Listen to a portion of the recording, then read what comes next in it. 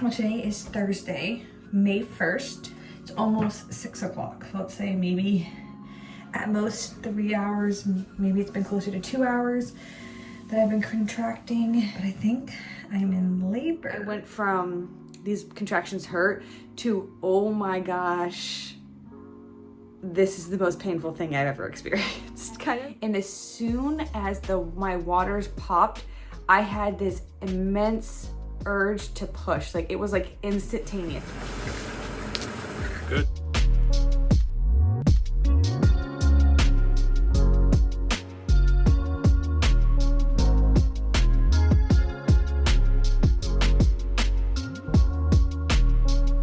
Hi everyone. I was trying to wait for somebody to take a little nap so I could record this video for all of you, because I know many of you are anxiously waiting to hear how my labor and delivery went, but he's not napping. He wants to be awake. So let me introduce you to the newest member of our family.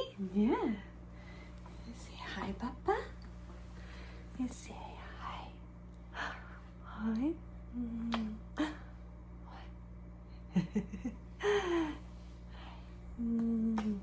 So this is Killian James, and he is 1 week old today.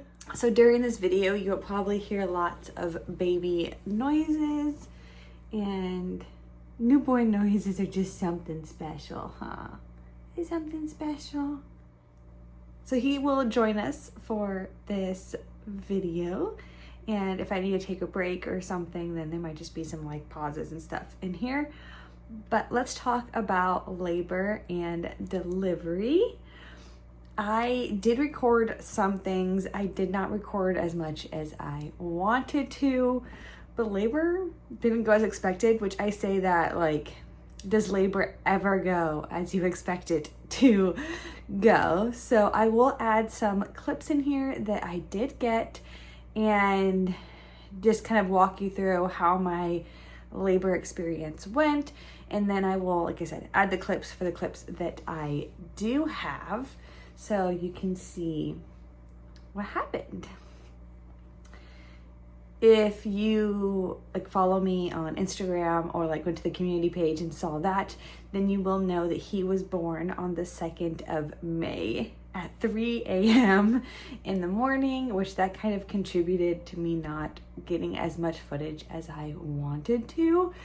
But let's go back to my last video that I posted here on YouTube, where I went to my 39-week doctor's appointment. Now that was on the last day of April, so April 30th, and my appointment was in the morning. I'm sorry, I just can't stop staring at you. You're so sweet. So at 9:30 in the morning on April 30th, I had my 39-week doctor's appointment, and at that appointment I had a membrane sweep, and I was told then, if you watch that video, that my cervix was still very high and it was behind his head. And because of that, she had a really hard time doing anything. She said I was still like a fingertip dilated, maybe. So she tried her best to give me a good membrane sweep. Now, she made me bleed from that membrane sweep, and I bled pretty much until I went into labor.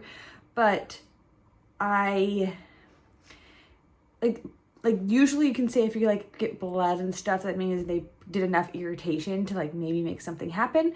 So maybe that membrane sweep like started the progression of labor because she did that. But if you don't know, your cervix has a lot of blood vessels there, so it is common to bleed during a membrane sweep. After I had that membrane sweep that day, I actually didn't have like any real contractions.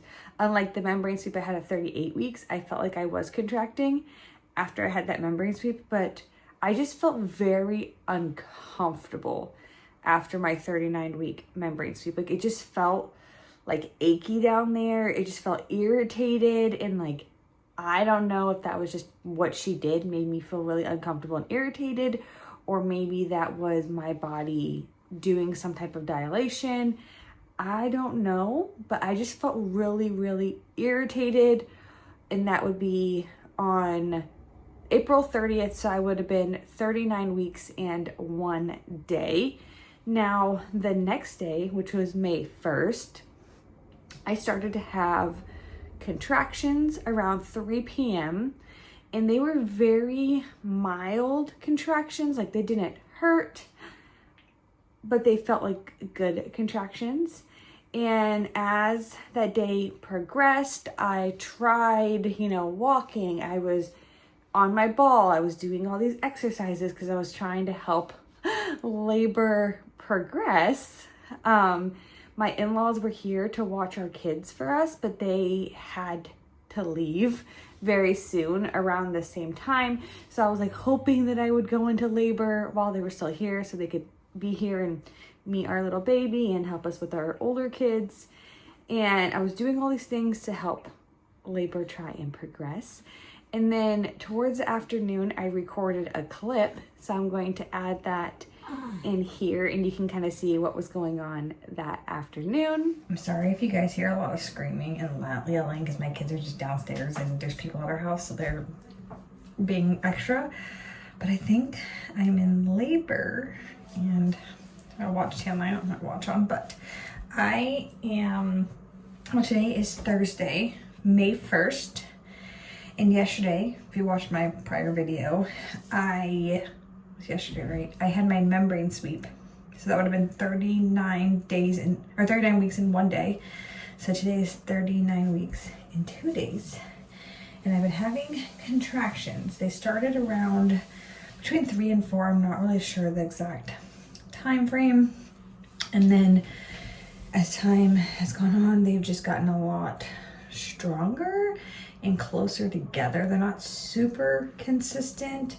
I don't think that I'm gonna have a baby in the next hour or anything like that, but they are starting to progress. It's almost 6 o'clock. So let's say maybe at most 3 hours, maybe it's been closer to 2 hours that I've been contracting. They're uncomfortable. They're not really painful. I'm able to talk through them. I just finished eating some dinner and I'm going to take a shower, get myself just in a good mindset, get myself in some comfy clothes, stuff that I feel good going to the hospital in, and then just kind of keep contracting until, as I say. But I'm going to just, obviously keep having contractions. I don't know, my brain is turned off right now because I'm having contractions, but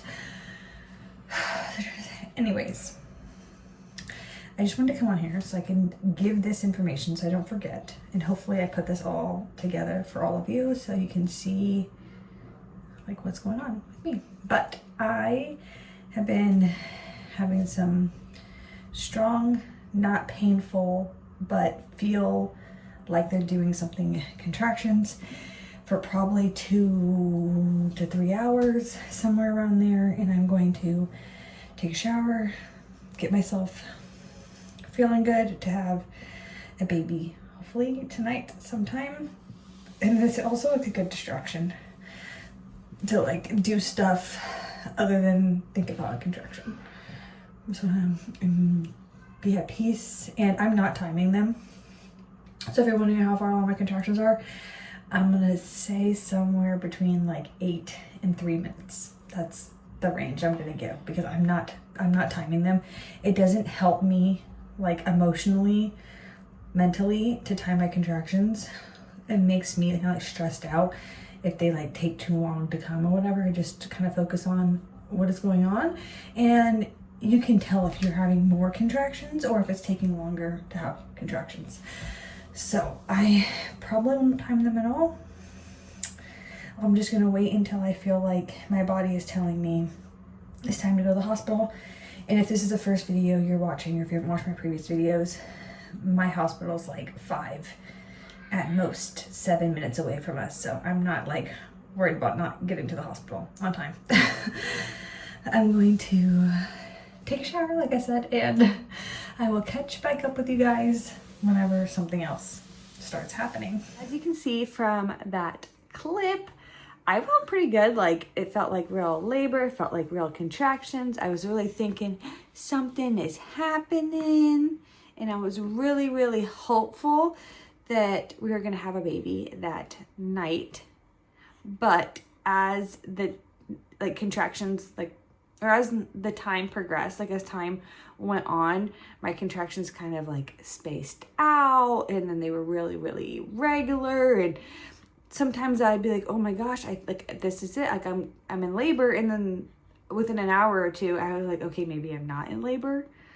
They're not painful, or they're not coming often enough. They felt good. They felt like, they start not as strong, and then they build and build and build, and then they kind of ease up. So that gave me hope. But eventually I was just like, okay, well, I'm not having a baby tonight, so I'm going to go to bed. I don't know what time I ended up going to bed, but I didn't stay up super late because I was just exhausted from contracting and trying to help my contractions progress. I was just tired. So, oh, I just took a big old yawn. You're tired too. You need to go to sleep, Coach Bassett. All right, so he decided he was hungry. So I got him set up, and I will continue where I left off. I think I was saying that after I took a shower and hung out and stuff like that, my contractions kind of slowed down, and it wasn't like they felt different. It was more about the fact that they weren't coming any closer together. They were kind of all over. I think at one point, before I got in the shower, my contractions were more 4 to 5 minutes apart. They just weren't very strong. So it's when they say hey, if your contractions are this close together, you can go to the hospital. And I didn't, because they didn't feel, good enough, right? For me, at least, even though they were 4 minutes apart, they weren't what I was okay, I should go to the hospital and have a baby kind of thing. So I ended up going to bed. I don't think it was that late, maybe around 10-ish or so. This tends to be my, you should be in bed and go to sleep time. So I'm going to assume that's probably when I went to bed. And then that morning, so on May the 2nd, I woke up around 1 o'clock having contractions that were painful. I could not sleep through them. I couldn't sleep through my contractions. I couldn't lay in bed. So I got up and I kind of walked around, just trying to figure out, is it really, am I just uncomfortable? What's going on? Cause I was obviously asleep before the contractions started. I went and I got in the bath, cause that's my favorite form of pain relief. And I sat in the bath, and I had a few contractions in the bath where I was yeah, this is real labor. This is legit. I should get up and I should go to the hospital. So I ended up just taking my time to get out of the bath and get myself together. I woke up my husband. I was like, hey, you got to get up. We need to go to the hospital. And I don't remember what time we left the house, but based on when I got admitted, I was admitted into the hospital at 2:11. That's the time that I showed up at the hospital. So 2:11 in the morning. And when I got to the hospital, I think I was the only one in the labor and delivery unit, because it was pretty chill when I showed up there. But I waited for a while to actually go back. So I was in the waiting room having contractions. And when we got to the labor and delivery, and I walked up and I was talking to the lady, I was able to have a conversation with her. Obviously I couldn't talk when I was having contractions, but I was okay in between contractions, and I was able to just breathe through contractions. But somehow between the time that I checked in at labor and delivery and they brought me back into like a triage room to check me out. Somehow in between that time, which I don't know how long that time was, but it felt like a while. I had a lot of contractions. Somehow I feel like I went from like the earlier stages of labor to like what they consider like transition or whatever. Like I went from these contractions hurt to, oh my gosh, this is the most painful thing I've ever experienced kind of thing. Like it escalated very, very quickly. And I was having a really, really hard time coping through my contractions. They definitely hurt more than they did with Colton. I just remember I was standing in that waiting room, just like swaying back and forth and moaning, I guess you could say. Like I was struggling, and it happened really quick. Like from the time I walked into that room, or like walked into labor and delivery, I feel like I did okay getting up to labor and delivery, but it was like being in that waiting room, and I don't know if it was because I was standing, I don't know what it was, but something happened in that time period where I felt like it progressed very quickly for me. And then when we got to triage, the nurse, very, very lovely lady, she was trying to check the baby's heart rate, check my contractions. And at one point she just gave up trying to check my contractions and was just like, I just want to make sure the baby is okay in there and the baby's coping well with contractions. So she just physically held the like heart monitor on my belly to like find his heart rate and make sure it was good. Because I couldn't lay down, I couldn't do anything, and she was trying to see his heart rate and was like, okay, he's good.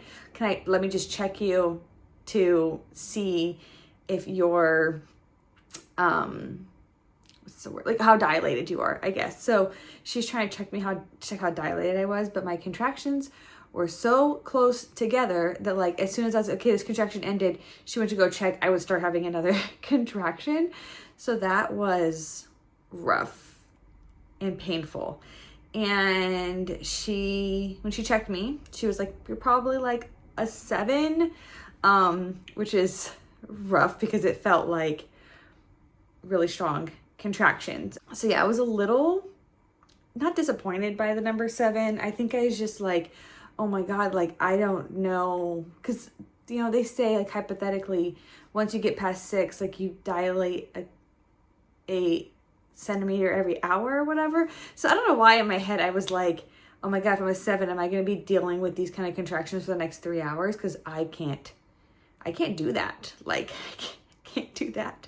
So she left the room and like came back in, was trying to check and make sure his heart rate was good and stuff like that. And she's just like, let's just get you in a room. Let's just get you over to a labor and delivery room. And then we can go from there. We walked over to like the labor and delivery room, which was thankfully not very far. It was like right across. And as soon as we got in the labor and delivery room, she's like, okay, well, what kind of pain management were you hoping for? What do you want? And I was like, I don't know if I can do this like without an epidural. So I was like, maybe I should get an epidural. Like, I don't know how long this labor is going to take if I'm only 7 centimeters dilated. And the nurse was like, let's see if we can't break your waters, because she's like, your what's it called? She's like, is it membranes, or like your water sac is like bulging on your cervix, which might be the reason why it's taking longer for you to dilate. Like if it's his head on your cervix, then you will hypothetically dilate faster. All right, so see if I can burp him. Hopefully you guys are following along with this labor and delivery. So once we got in the labor and delivery room, the nurse was like, let's see if the OB can break your waters, and I'm sure like it'll progress faster. She's like, if you want an epidural, like we can give you one, but that means we're doing nothing between now and if you get the epidural, right?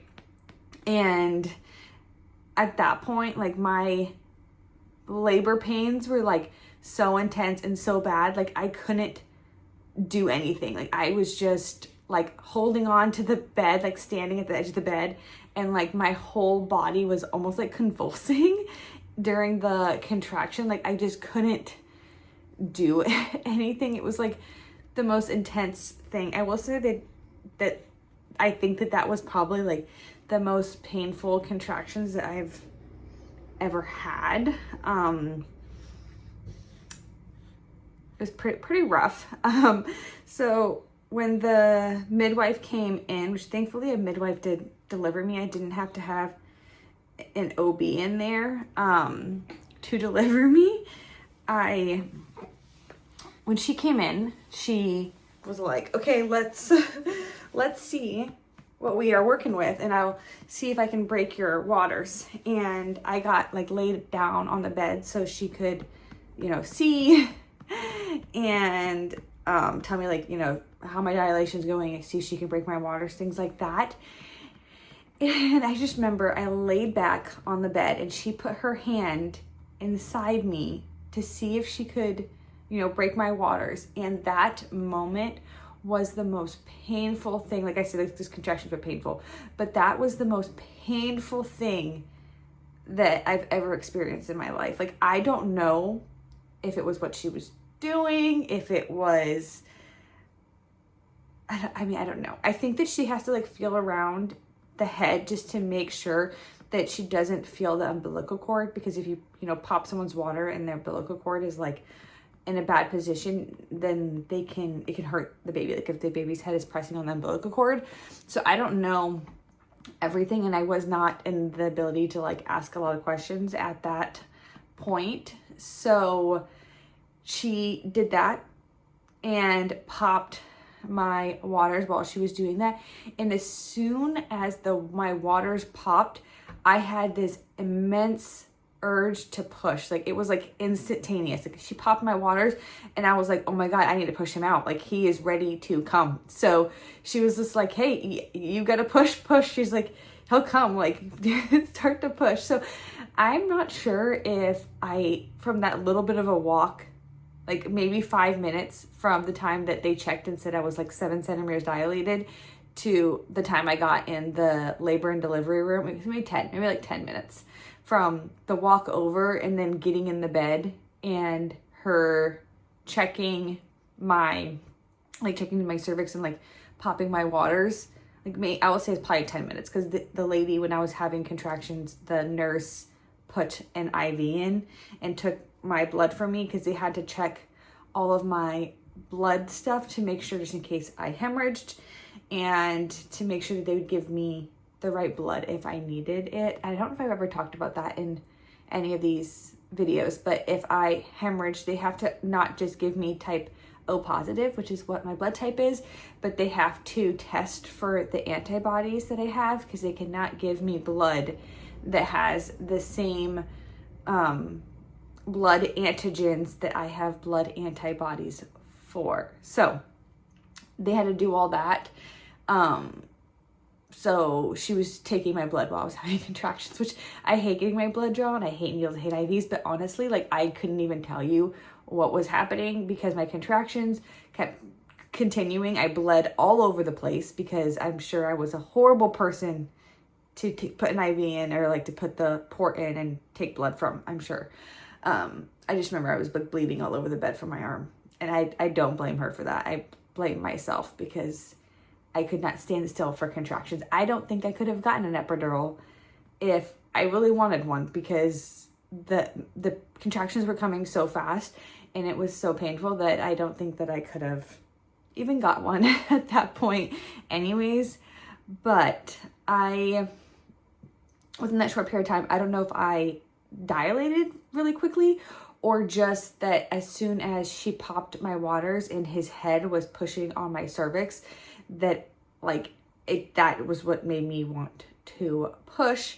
So I started pushing him, and I did have to push more than with my second. So with Colton, I pushed like a handful of times and he was out super easy, but he was also a 7-pound baby. So with Killian here, I had to push a few more times, and the midwife and the nurse were really good, and they were like, okay, hey, like you're having a contraction now, push now, and like really like working with me and like slow down, like let's go, like don't push too fast, you don't want his head to make you tear and things like that. They were really, really nice. I don't know how long I pushed for.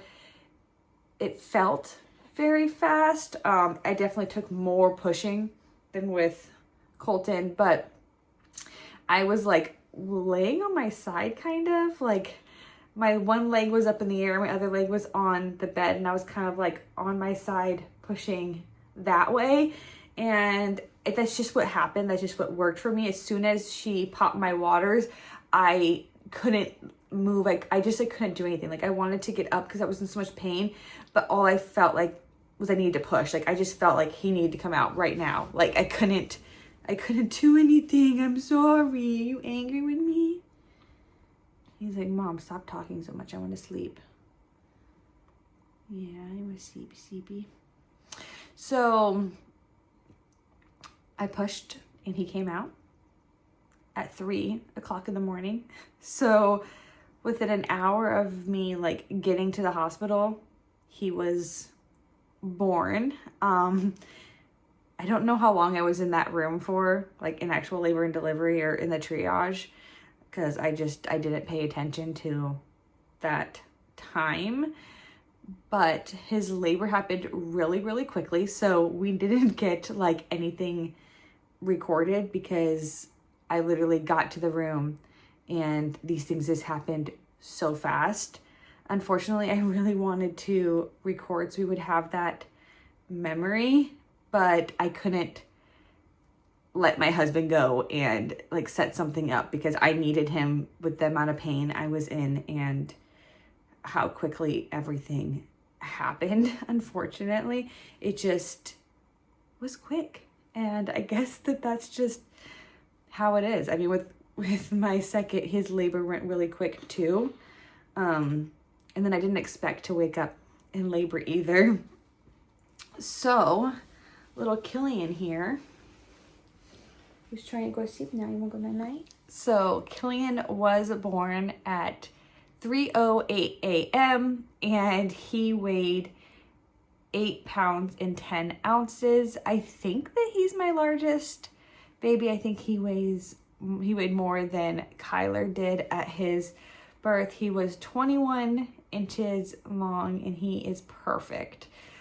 He's passed all of his tests. He doesn't even have a birthmark on his body. He is just the sweetest little perfect baby I could ever ask for.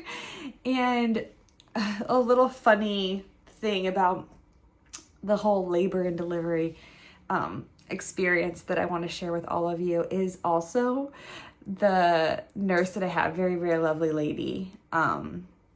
She was so good to me, honestly, but she came in like a little bit after like I had him. She was kind of like going in and out and stuff, and she was like, you started something, and was saying how, you know, they were pretty much like dead before I showed up. Everything was super quiet, everything was dead. And then within an hour of me giving birth, 4 other women showed up in the same like mentality as me, where they just like showed up and gave birth to babies super quick. So she was like, within an hour they had 5 babies delivered, my baby and then 4 other babies in an hour on the labor and delivery ward, which is crazy to me. She was like, you started something, now all these babies being born. And it was crazy because like if you've given birth without an epidural, maybe other people aren't like this, but like me, I was like moaning and like screaming through contractions. I don't know if screaming is the right word, but like very, very loud. And it was just crazy to like sit there, and I think my door was open. It's just like there's a huge screen there, like a curtain, so like no one can like see in or see out, but you could just hear women like having the same like moaning, like screaming noises, like you could tell they're in a lot of pain, and then just babies crying. And it was just like the most beautiful like emotional thing, because like obviously I had just given birth, and then I'm just hearing all these other women who were just going through the same thing that like I could feel. Like I literally just went through this experience and I could hear them going through the same experience. And it's just so beautiful that like all these babies were born. And then as I was like, they were getting ready to like take me out, like, yeah, we gotta take you over to the baby unit. Another person had came in and given birth to there was a male nurse in there who was like the baby nurse, and he was like talking about how like they literally were like telling him, and they were trying to get me out of there. I'm like, hey, you gotta come down here because we have another baby that's about to be born. Which was funny because he was like trying to do all this stuff for Killian for us so we could be like sent over to the other side. And he was like, okay, I gotta hurry up because there's another baby that's about to be born right now. And then I just thought that was super sweet, so I wanted to share it. And then I want to talk a little bit about recovery. While I was still in the labor and delivery unit, I did have quite a bit of bleeding and some blood clots. I say some, but a lot of blood clots. So I did get Pitocin to help with contractions, and then I did get something else that I'm not familiar with. So I don't want to like try to guess what the name is just because I don't want to give the wrong information, but a few pills that they gave me to try and help cause more contractions, to help with the bleeding because I was bleeding a lot and I was having a lot of blood clots. And since I have a prior history with hemorrhage, they took that very serious. And I mean, I'm not sure if they would have taken it serious no matter what, but they were definitely like, hey, we need to get this under control before you go anywhere, before anything happens. So I had to stay in there till like my blood clots slowed down and the bleeding slowed down. And they, you know, made me sit all that. I had to like have the full thing of Pitocin because they wanted to make sure that everything was fine and there was no more bleeding going on. I'm sorry if I'm looking over here. He's laying right here next to me. So thankfully, with those 2 different medications, it helped a lot with the bleeding, and I did not have to have any extra blood, which is always good because now I'm nervous about getting any blood transfusion or anything like that because of what happened from my previous. My video stopped recording, unfortunately, but I had to deal with the bleeding, and we got that under control, and I was moved over to the mother baby unit, and everything went fine recovery wise. I'm feeling really, really good. This like postpartum recovery, Killian is such an easy baby. I know he's only a week old, but he's honestly just the sweetest little thing that I could ever ask for. And personally, for myself, I feel great. Oh, I didn't share this, but I don't know if it was the midwife or the nurse and them helping me, or if it was just, I don't know, something magical happened, but I had like the tiniest little tear ever where the midwife was like, I don't think I should even stitch you up. I think you're fine to not be stitched up. So I didn't get stitches or anything. And because of that, I don't know, this is like the first time I've never really had to deal with stitches. But because of that, like the pain down there was like almost non-existent. Like obviously you have swelling after you give birth, but like it went down really fast. I didn't have a lot of pain down there. Like recovery physically has been really, really easy. The only thing that has been hard with like postpartum is the breastfeeding contractions or like post pains or whatever. Like they were really, really painful. So they've stopped now, but like the first few days after, every time I breastfed him, I literally felt like I was going into labor again because they were just so painful. They weren't as bad as like active labor pains, but they were definitely stronger than like the early labor contractions that I had, which I don't know why that you forget certain things, you know, like after you give birth, you're like, oh yeah, like you just forget all the things that like have happened in prior like labor delivery experiences and pain and stuff like that. So those were painful. But other than that, I feel really, really great. I don't feel as strong as I had prior with other pregnancies postpartum, and I think that's because I wasn't doing a lot of like physical activity when I was pregnant with Killian, because I kept feeling like I was like gonna go into early labor, and that was really stressing me out. So now that I am postpartum and can slowly start getting into like physical activity, I do want to get back into like working out again and getting in shape and kind of feeling like I have some more control over my own body. So that is kind of like my next plan for myself. I do want to wait a few more weeks before I start anything too major, because I don't want to overdo it. I don't want to hurt myself, and I'm just enjoying this like newborn phase with this sweet little baby over here.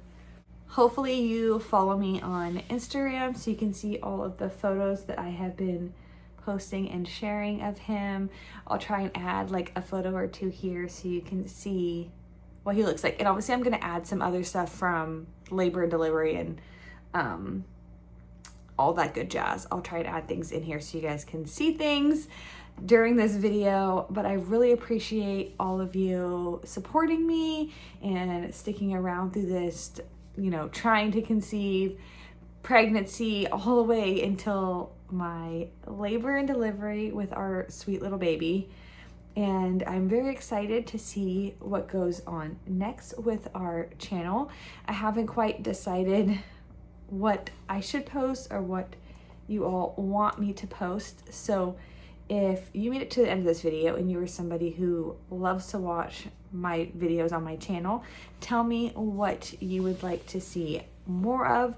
Do you want me to vlog and just share like day-to-day life things about what goes on in our house? Would you prefer I share more information about trying to conceive things and fertility and focus on all that kind of stuff? Even though I'm not going to be trying to get pregnant right now, I have a lot of information that I could put together and share some of those type of videos with all of you.